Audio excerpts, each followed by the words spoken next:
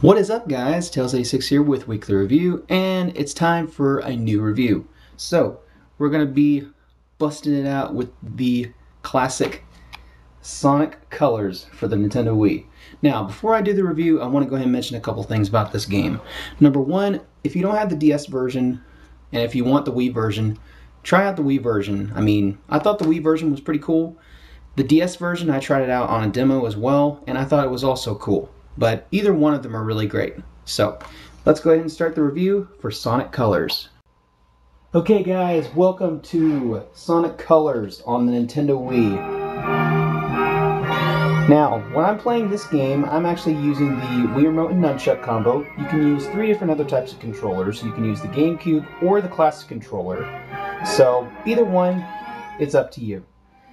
Now, the way that this game works is basically, of course, you play as Sonic. Sadly, this is, of course, another game that Tails is not in. Screw you, Sega, for that. But otherwise, it's still a great game. You basically go around to all these different worlds and try to save all your alien friends, use their powers to be able to get you through the stages, and defeat Dr. Eggman, Dr. Robotnik, and foil his plans once again for world domination. So, let's go ahead and show off a couple levels. Alright, we're going to show off one of the levels. This is Tropical Resort, and basically talk a little bit about the controls. Basically, like I said before, I'm using the Wii Remote and Nunchuck controls. Now, of course, you use the Nunchuck to be able to move Sonic around, using the A button to jump, and then using it a second time, pressing it a second time to double jump. And then, of course, just hold down and watch him run like crazy. Now, this Sonic game, I have to say, is probably one of the best I've played in a very long time. And there have been a lot of great Sonic games. Don't get me wrong, there have been some that have been, well, should I say, crappy? But then there have been some that have been at least decent. But this one is definitely not just decent. This one is by far one of the best. Now, you have a quick jump, basically, where you just tap on the A button when you're running. You have a boost where you press on your B button on the back. You have your homing attack, of course, just like in all the Sonic games. And then you can boost while you're on rails, do different types of techniques, including one special technique. This is one of the aliens that you use. This is Laser. You'll blast through all the different enemies and stuff. Now, one of the other things I like about this game is it switches from a 2D to a 3D perspective, as you can see right here. Now, this is right here one of the drill aliens. You can basically control it just by the controller stick in the nunchuck. Now, you also have a stomp technique, which you can use with the Z button.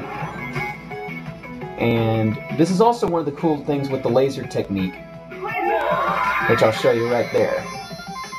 You can go across these little diamonds and make it so you can go right past everything. So, there's a lot of really cool features in this game compared to a lot of other Sonic games that they've done with. They made it even more fun than a Sonic game usually is. Yes, there is speed, of course, but Sonic is not just for speed, he's for platforming. And as everyone knows, a good platforming Sonic game hasn't been made in a long time.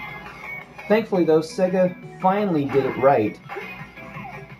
Even though they did add some characters that we didn't really have to have, like of course the aliens having to have different names and stuff like that, the game still plays like a Sonic game should, while of course adding some features from other Sonic games, like Sonic Adventure for the grinding, Sonic Unleashed for different types of techniques that you can use, and of course the boosting technique from like all of the previous Sonic games.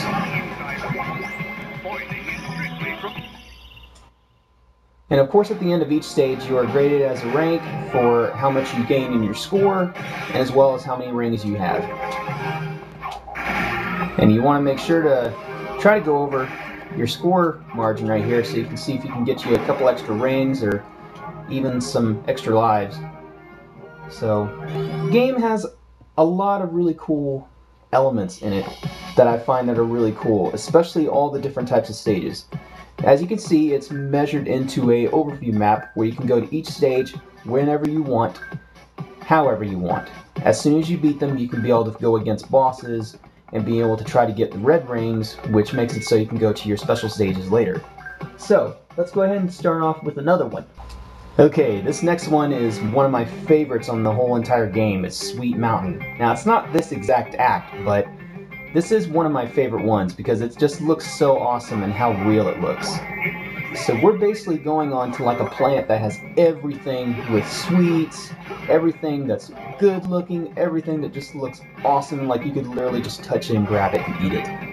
I mean, it looks just amazing. But plus there's actually a lot of sense of speed in this level.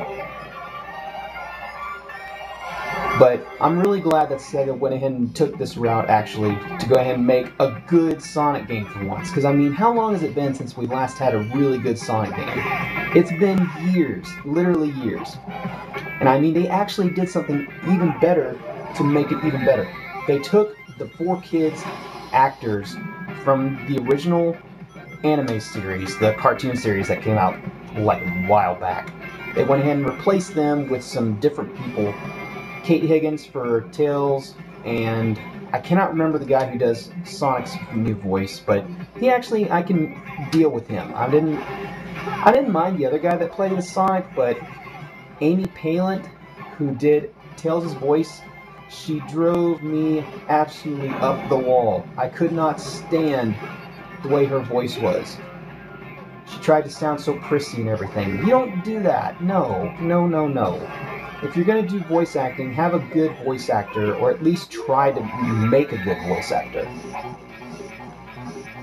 Now, I'm going to also talk a little bit about now the different types of aliens. This one right here is Spikes, and you basically can ride on the level basically all you want until the power is drained from it.